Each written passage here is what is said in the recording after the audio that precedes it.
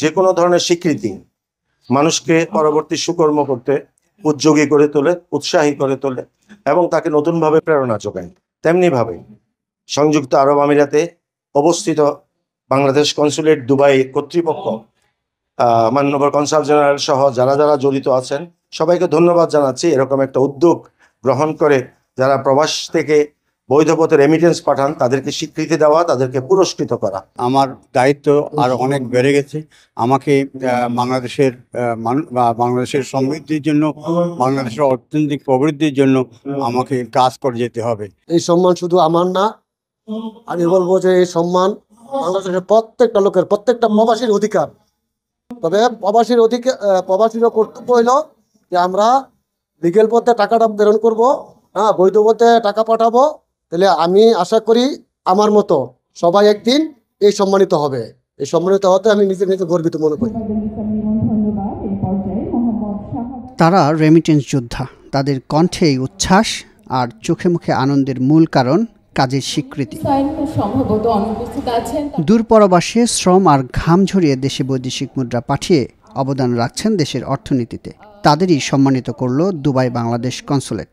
132 জনকে দিয়েছে remittance award 2023। দুবাইয়ের বাংলাদেশ কনসুলেট প্রাঙ্গণে রেমিটেন্স অ্যাওয়ার্ড প্রদান অনুষ্ঠানে প্রধান অতিথি ছিলেন প্রবাসী কল্যাণ ও বৈদেশিক কর্মসংস্থান প্রতিমন্ত্রী। পুরস্কারপ্রাপ্ত প্রবাসীদের দেশের কল্যাণে আরও সক্রিয়ভাবে কাজ করার আহ্বান জানান তিনি। সরকারের বিভিন্ন জায়গায় বিভিন্ন স্তরে যারা অবস্থান করতেছেন তারা কাজ করে যাচ্ছেন। রেমিটেন্স তো স্বাভাবিকভাবে একজন মানুষ সম্মানিত হলে পরে অটোমেটিকলি সম্মানের অধিকারী হওয়ার জন্য তিনি কিছুটা কাজ করবেন এবং যারা সম্মানিত হয়েছেন তারা এই সম্মান রক্ষার্থে কাজ করে যাবেন, সেটা আমি বিশ্বাস করি।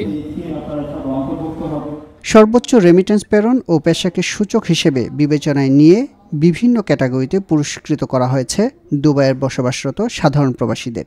বাদ পড়েনি নিম্ন আয়ের প্রবাসী বাংলাদেশিরাও। অ্যাওয়ার্ডপ্রাপ্তদের পাশাপাশি বাঙালি কমিউনিটির বিশিষ্ট ব্যক্তিরাও অংশ নেন এই অনুষ্ঠানে।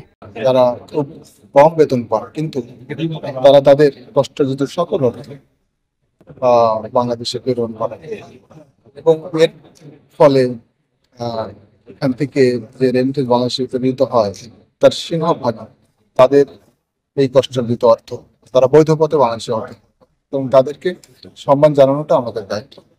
কানাচ্ছে যেখানে এই প্রবাসী বাংলাদেশি আছেন তাদের কাছে আমরা সেবা পৌঁছে দেওয়ার সাথে সাথে সচেতনতামূলক সমস্ত ক্যাম্পেইন এবং এই বৈধ পথে রেমিটেন্স প্রেরণের ক্ষেত্রে তাদেরকে উদ্বুদ্ধ করে এবং এই অ্যাওয়ার্ড প্রদানের মধ্য দিয়ে তাদেরকে সম্মানিত করে এবং এর ফলে অন্যান্য যারা আছে তারাও এর মাধ্যমে উদ্বুদ্ধ হয়ে বৈধ পথে রেমিটেন্স প্রেরণে আরো উৎসাহিত হচ্ছে। এইভাবে এই বাংলাদেশ কনসুলেট যদি কন্টিনিউ করে থাকে তাহলে আগামীতে রেমিটেন্সের প্রভাব অনেকাংশে বৃদ্ধি পাবে, কেননা মানুষের ভিতরে সেই উৎসাহ তৈরি হইতেছে এবং সে সম্মানের কারণে হয়তো দেখা গেছে তারা ইলিগাল চ্যানেল থেকে লিগ্যাল চ্যানেলে টাকা পাঠানোর জন্য আগ্রহ করবে। এ ধরনের সম্মাননা রেমিটেন্স প্রবাহ বৃদ্ধিতে ভূমিকা রাখছে বলে মনে করেন সংশ্লিষ্টরা। দেশে প্রবাসীদের বিনিয়োগ পদ্ধতি আরও সহজ এবং রেমিটেন্স যোদ্ধা ও তাদের পরিবারের সদস্যদের জানমালের নিরাপত্তা নিশ্চিতের আহ্বান জানান তারা। আমরা রেমিটেন্স বাংলাদেশে পাঠানোর পর আমরা তো ব্যাংকে রাখি না, আমরা জায়গা জমিন বিল্ডিং করার জন্য প্লট ক্রয় করি, কিন্তু পার্শ্ববর্তী প্লট আমরা তো প্রেজেন্ট থাকতে পারি না, পয়সা থাকে। পার্শ্ববর্তী প্লটের মালিকগণ কি করে আমাদের প্লট থেকে জায়গা অবৈধভাবে দখল করে নেয়। আমারও একটা করেছে সাতগাঁওবাসীকে, কিন্তু এগুলো এখন পর্যন্ত আমি অলরেডি 1 বছরের উপর হয়ে গেছে, এখন পর্যন্ত কোনো সমাধান আমি বাংলাদেশ সরকারের সিডিএ থেকে এবং দুদকের অভিযানও হয়েছে। অভিযান হওয়ার পরও এখন পর্যন্ত আমার জায়গাটা আমি বৈধভাবে দখল করতে পারি না। অনুষ্ঠানে সভাপতিত্ব করেন Bangladesh consulate console general BM Jamal Hossain.